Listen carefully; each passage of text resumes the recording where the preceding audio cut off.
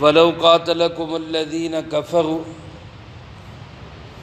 اور اگر قتال کرتے تم سے کافر لوگ، لَوَلَّوُا الْأَدْبَارَ، تو یقیناً وہ پیٹھ پھیر کے بھاگ جاتے، ثُمَّ لَا يَجِدُونَ وَلِيًّا وَلَا نَصِيرًا، پھر نہ ملتا ان کو کوئی حمایتی اور نہ کوئی مددگار۔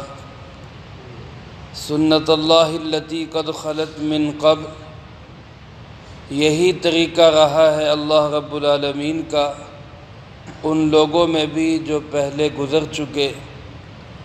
وَلَن تَجِدَ لِسُنَّتِ اللَّهِ تَبْدِيلًا، اور ہرگز تجھے اللہ کے طریقے میں کوئی تبدیلی نہیں ملے گی۔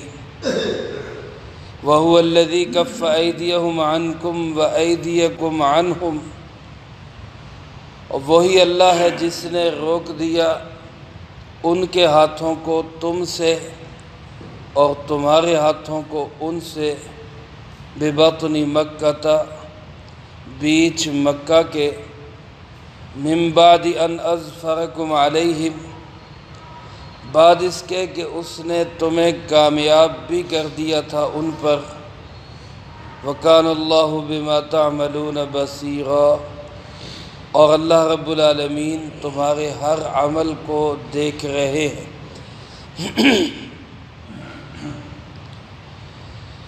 ان آیات مبارکہ میں پہلی آیت میں اللہ رب العالمین نے فتح مکہ کی نوید سنائی ہے، اور اس کے بعد کی آیات میں حدیبیہ کے موقع پہ اللہ رب العالمین نے جو صحابہ کرام رضی اللہ تعالیٰ عنہم مجمعین پہ احسان کیے ان کا تذکرہ فرمایا۔ فتح مکہ کی نوید سناتے ہوئے اللہ پاک ارشاد فرماتے، اخری لم تقدروا علیہا، ایک اور فتح بھی، اس کی بھی تمہیں خوشخبری سناتا ہوں، وہ بھی ملے گی جس پہ تم قدرت نہیں رکھتے۔ ظاہر حضرات صحابہ کرام رضی اللہ تعالیٰ عنہم مجمعین ظاہری اسباب میں تعداد میں تھوڑے، اسباب میں قلیل، اسباب کے درجے میں مکہ کو فتح کرنے پہ قادر نہیں تھے، لیکن اللہ پاک فرماتے قد احاط اللہ بہا، ہر چیز اللہ کے گھیرے میں ہے، اسی طرح یہ بھی اللہ کے گھیرے میں ہے، اس لیے تمہارا قابو نہیں تھا، لیکن اللہ کے بس سے باہر نہیں تھا۔ اس اللہ نے تمہیں اس پہ بھی قدرت دی اور وہ فتح بھی عنایت کرے گا۔ فرمایا اگر کسی کے ذہن میں آئے کہ یہ کیسے ہوگا، اب تو 10 سال کا معاہدہ ہو گیا، صلح ہو گئی، فرمایا کان اللہ علی کل شیء قدیرا، اللہ ہر چیز پہ قدرت رکھنے والا ہے۔ 6 میں معاہدہ صلح کروایا، اور 8 میں بغیر اس کے کہ مسلمانوں کی طرف سے صلح توڑی جائے، حالات ایسے بنائے کہ خود انہوں نے ہی صلح توڑی اور وہی مغلوب ہو گئے، اور 8 ہجری میں مکہ مکرمہ بھی فتح ہو گیا۔ یہ وہ فتح مبین تھی جس کی نوید اللہ پاک نے صلح حدیبیہ کے آغاز میں فرمائی، انا فتحنا لک فتحا مبینا، میرے محبوب ہم نے آپ کو فتح مبین عطا کر دی۔ پھر اللہ پاک فرماتے ذرا حدیبیہ کے حالات پہ غور کرو، اگر وہاں پہ جنگ ہو جاتی جس وقت کہ تم صرف عمرہ کرنے آئے تھے اور صرف 1400-1500 تھے اور تمہارا کوئی پروگرام لڑنے کا نہیں تھا، تیاری بھی نہیں تھی، ذہن بھی نہیں تھا، اگر ایسے حالات میں بھی تمہاری جنگ ہو جاتی، لو قاتلکم الذین کفروا، کافر تمہارے ساتھ لڑائی کرتے تو لولوا الادبار، ایسے حالات میں بھی اللہ تمہارا ایسا رعب ان کے دلوں میں ڈالتے کہ وہ پیٹھ پھیر کے بھاگ جاتے ان حالات میں بھی، اور فرمایا کہ ایسے بھاگتے کہ ثم لا یجدون ولیا ولا نصیرا، پھر نہ ان کو کوئی حمایتی ملتا نہ کوئی مددگار ملتا۔ اللہ چاہتا تو اسی موقع پہ پانسا پلٹ سکتا تھا، لیکن یہ اس کی حکمتیں تھیں۔ اللہ رب العالمین اپنی حکمتوں کو بہتر جانتا ہے۔ حالات آزمائش کے آتے ضرور ہے، اللہ ایمان والوں کو دیکھتا نہیں، دنیا کو دکھاتا ہے کہ یہ ہے ایمان والے، یہ ہیں ہر حال میں مجھ پہ بھروسہ کرنے والے۔ اب کتنے سخت اور کھٹن حالات تھے، اور صحابہ اکرام رضی اللہ تعالیٰ عنہم اجمعین ان حالات میں بھی آپ کے ہاتھ پہ بیعت کر رہے تھے کہ ہم مرنے کے لیے تیار ہیں، جائیں گے نہیں، آپ کا ساتھ دیں گے۔ یہ چیز اللہ پاک، یعنی کہ اللہ کو معلوم نہیں، اللہ تو جانتا ہے، اللہ کے تو علم میں سب کچھ ہے، اگلے پچھلے سارے حالات وہ جانتا ہے، اور حالات بنتے بھی خود نہیں ہیں، بناتا بھی کون ہے؟ اللہ ہی بناتا ہے۔ لیکن وہ صرف دنیا کو دکھانا چاہتا ہے کہ ان بنے ہوئے حالات میں بھی ڈٹے ہوئے کون ہیں اور بھاگ جانے والے کون ہیں، بس یہ اس نے دکھانا ہوتا ہے دنیا کو۔ صحابہ اکرام رضی اللہ تعالیٰ عنہم اجمعین کی استقامت پہ، ان کی عظمتوں پہ، ان کی قربانیوں پہ لاکھوں سلام پیش کرتے ہیں کہ جنہوں نے ان کھٹن حالات میں بھی اللہ کے محبوب صلی اللہ علیہ وسلم کا دامن نہیں چھوڑا، وفاداری کی ہے، آپ کے ساتھ رہے ہیں، ہر طرح کے حالات میں آپ کو ساتھ نبھایا بھی ہے، آپ صلی اللہ علیہ وسلم کو ساتھ آپ کا دیا بھی۔ اللہ پاک فرماتے ہیں کہ وہ میرا فضل تھا، اگر میں چاہتا اس وقت بھی لڑائی ہوتی تو وہ بھاگ جاتے اور ان کو کوئی حمایتی، کوئی مددگار نہ ملتا۔ فرمایا سنت اللہ، یہی اللہ کی سنت ہے، یہی اللہ کا طریقہ ہے، اور یہی اللہ رب العالمین کا دستور ہے، التی قد خلت من قبل، جو گزر چکا ہے پہلے لوگوں میں بھی۔ اللہ آزما کے دیکھتے ہیں، بلکہ میں نے کہا کہ آزما کے دیکھتے نہیں، دکھاتے ہیں، دنیا کے سامنے لاتے ہیں کہ یہ ہے ہر حال میں جمنے والے۔ ورنہ اللہ کی قدرت تو یہ ہے کہ وہ ایک لمحے میں سارے کافروں کو ختم کر دے، ایک منٹ سیکنڈ لگے، اس کے تو ارادے کا نام وجود ہے، اس کی تو چاہت کا نام، صرف چاہ لے تو کام ہو جائے، اس کو کوئی اسباب تو جمع نہیں کرنے پڑنے، اپنے دشمنوں کو مارنے کے لیے کوئی فوج اور لشکر کشی تو نہیں چاہیے، اس نے تو ایک ارادہ کرنا ہے اور وہ جانے ہے سب۔ لیکن وہ ایمان والوں کو دنیا کے سامنے رکھنا چاہتا ہے کہ تمام حالات میں بھی جم جانے والے، ڈٹ جانے والے یہ لوگ ہیں۔ تو میرے دوستو، کربلا کے میدان میں حالات کس نے بنائے؟ اللہ ہی نے بنائے۔ کون میدان کربلا میں حضرت سیدنا حسین ابن علی رضی اللہ تعالیٰ عنہ کو لے کے آیا؟ اللہ ہی لے کے آیا۔ یزید اور اس کی فوجوں کو کون سامنے لایا؟ اللہ ہی نے حالات بنائے۔ لیکن آج دنیا کے سامنے یہ بات نکھر کے سامنے آ گئی کہ ان حالات میں بھی استقامت کا پہاڑ حضرت سیدنا حسین ابن علی رضی اللہ تعالیٰ عنہ تھے۔ وہ بڑھاپے کے اندر بھی جو سیسا پلائی دیوار بنا رہا، وہ حضرت حسین ابن علی رضی اللہ تعالیٰ عنہ تھے۔ اس ظالم حکومت کو جس نے تسلیم نہیں کیا اور اپنی جان قربان کر دی، اپنا خاندان قربان کر دیا، اللہ نے دنیا کو دکھا دیا کہ یہ کوہ گراں کون تھا؟ یہ حسین ابن علی رضی اللہ تعالیٰ عنہ تھے۔ میرے محترم دوستو، یہی حالات بنتے ہیں، آج بھی بن رہے ہیں، آئندہ بھی بنتے رہیں گے۔ اللہ رب العالمین نے دنیا کے سامنے نکھار کے یہ بات رکھنی ہے کہ تمام تر حالات میں بھی میرے دین کے ساتھ کون جڑے رہے، میرے وفادار کون رہے، اور مجھ سے بھاگ کے، منافقت کر کے اور دوسرے راستے اختیار کر کے چور دروازوں سے نکل کون گئے۔ یہ بات اللہ پاک دنیا کے سامنے لاتے ہیں اور فرمایا وَلَن تَجِدَ لِسُنَّتِ اللَّهِ تَبْدِيلًا، ہرگز اللہ کے طریقے میں تمہیں کوئی تبدیلی نظر نہیں آئے گی۔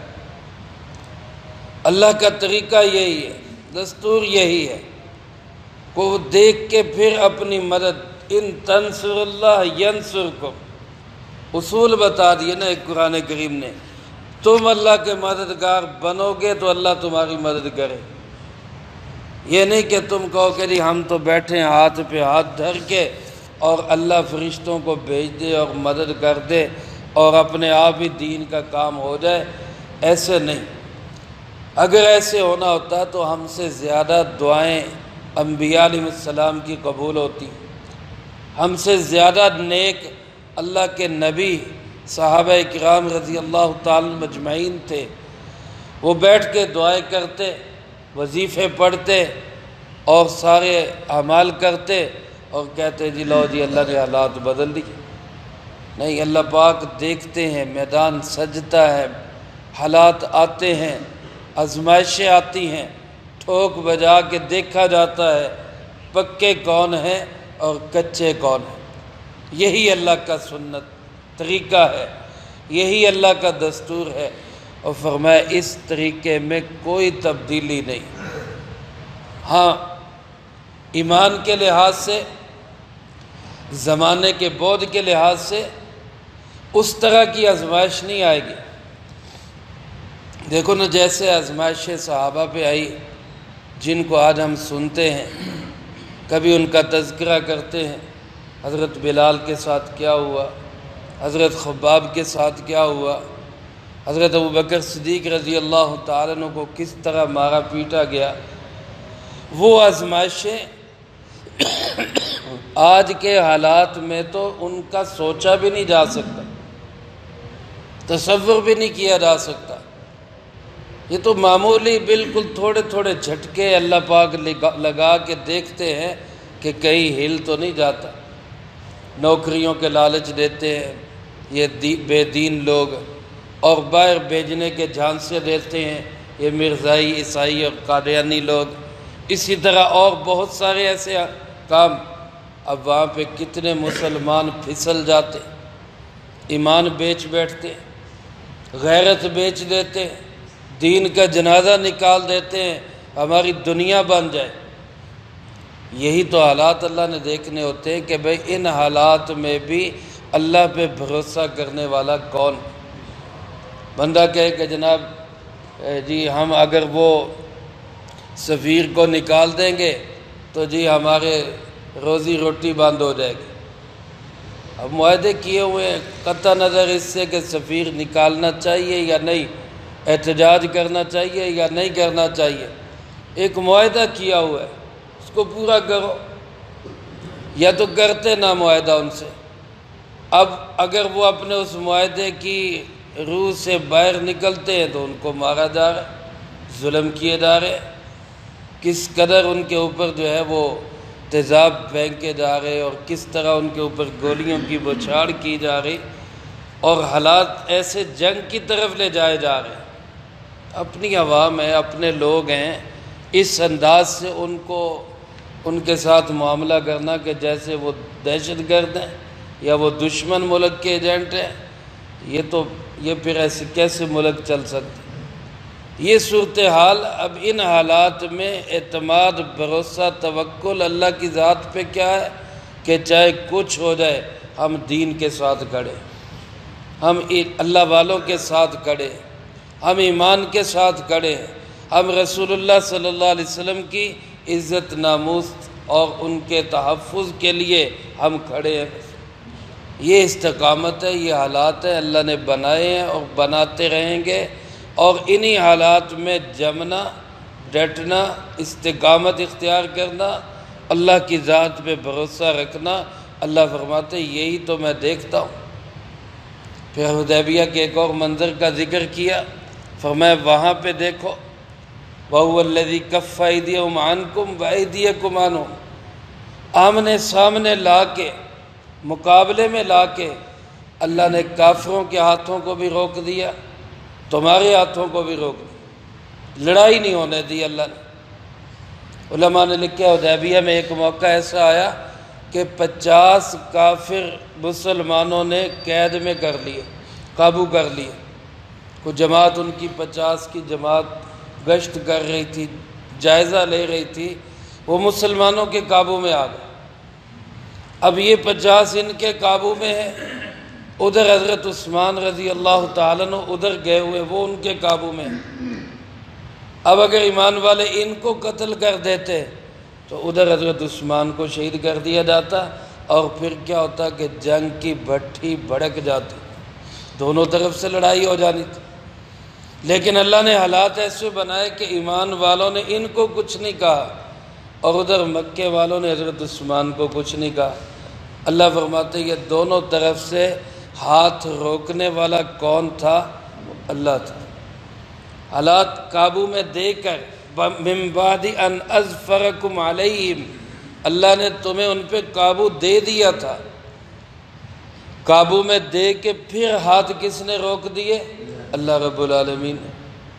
حضرت عثمان ان کے قابو میں چلے گئے، لیکن رعب کس نے ڈال دیا ان کے دلوں میں کہ کچھ نہیں کہنا اس کو، حالانکہ اکیلا آدمی تھا، کسی نے بھی ان کو ہاتھ تک نہیں لگایا۔ رعب کس نے ڈالا؟ اللہ رب العالمین۔ فرمایا وہ اللہ ہے جس نے ان کے ہاتھوں کو بھی روک دیا تم سے، اور تمہارے ہاتھوں کو بھی روک دیا ان سے۔ یہ حالات میں لا کے پھر جنگ سے بچا دینا، یہ اللہ رب العالمین کی کرم نوازی ہوتی، یہ اللہ رب العالمین کا طریقہ ہے، دستور ہے، جنگ کے حالات بنا کے پھر اس میں سے نکال دینا۔ یہ اللہ پاک فرماتے کہ یہ سارے کام میرے ہاتھ میں۔ اب اس کے بعد تم کیا کرتے ہو، تمہارا عمل کیا ہوتا ہے، رویہ کیا ہوتا ہے، دلوں کے اندر کیا آتا ہے؟ تو میں یہ بات مت بھول جانا کہ کان اللہ بما تعملون بصیرا، تم جو کچھ کر رہے ہو اس سب کو اللہ دیکھ رہا ہے۔ یہاں ایک لفظ میرے دوستو قابل غور ہے، اللہ پاک نے فرمایا ببطن مکہ تھا، مکہ کے بیچ میں۔ حالانکہ یہ جو حالات بن رہے تھے یہ تو حدیبیہ میں تھے، اور حدیبیہ مکہ مکرمہ سے باہر ہے، دور ہے مکہ مکرمہ سے، لیکن اللہ فرما رہے مکہ کے بیچ میں۔ تو علماء نے لکھا ہے، بالخصوص علماء احناف نے، کہ حدیبیہ کا کچھ حصہ حرم میں داخل ہے، کچھ حصہ حرم سے باہر ہے، کچھ حصہ حرم میں داخل ہے۔ اسی وجہ سے حرم ہونے کی وجہ سے ہی اس کو مکہ کہا گیا، مکہ کے بیچ میں۔ یوں سمجھیں کہ وہ حرم کا ہی حصہ ہے، مکے کا ہی حصہ ہے۔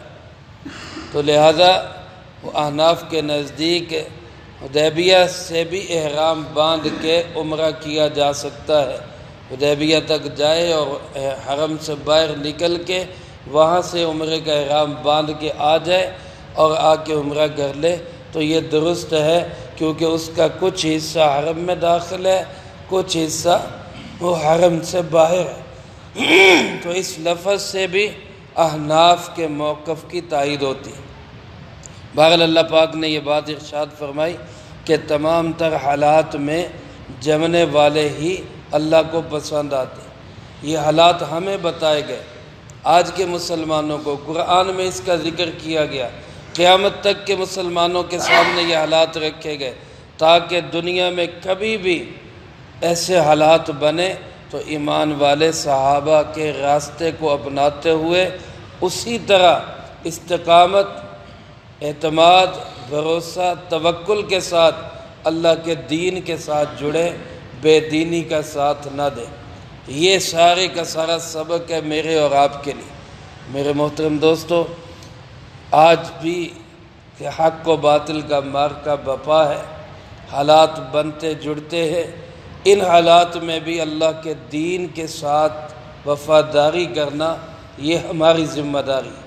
پھر اس کے بعد اللہ رب العالمین دو کامیابیوں میں سے ایک ضرور دیں گے، یا تو دنیا کے اندر فتح نصیب فرمائیں گے، اگر نہیں تو پھر حسین ابن علی رضی اللہ تعالیٰ عنہ کی طرح شہادت کا مقام پا کے رہتی دنیا تک زندہ و جاوید ہو جائے۔ دو میں سے ایک کامیابی لازمی ملے گی، یا شریعت یا شہادت۔ اللہ ہم سب کو اس کے لیے استقامت کے ساتھ جد و جہد کرنے کی توفیق نصیب فرمائے۔ اسی جد و جہد کا حصہ ہے آج انشاءاللہ العزیز جناب نگر میں ختم نبوت کانفرنس ہو رہی ہے۔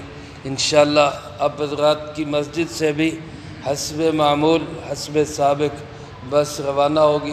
آپ تمام حضرات سے دعوت بھی ہے، درخواست بھی ہے، آپ خود ختم نبوت میں ضرور شرکت فرمائیں، اور اگر بالفرض بالمجبوری میں کوئی نہیں جا سکتا تو کم از کم اپنا حصہ ضرور ڈالیں کہ چلو جو جا رہے ہیں ہمارا انہی کے ساتھ تعاون ہو جائے۔ اس بس کو لے جانے میں بھی آپ تعاون کر سکتے ہیں، یہ بھی ایک ختم نبوت کے ساتھ تعاون کی بہترین شکل ہے۔ اللہ ہمیں دین کی ہر جد و جہد وہ مسلسل تسلسل کے ساتھ اور استقامت کے ساتھ کرنے کی توفیق نصیب فرما۔ اللہم انت السلام ومنک السلام تبارک ربنا وتعالیت یا ذا الجلال والاکرام۔ اللہم اعنا علی ذکرک و شکرک و حسن عبادتک۔ اللہم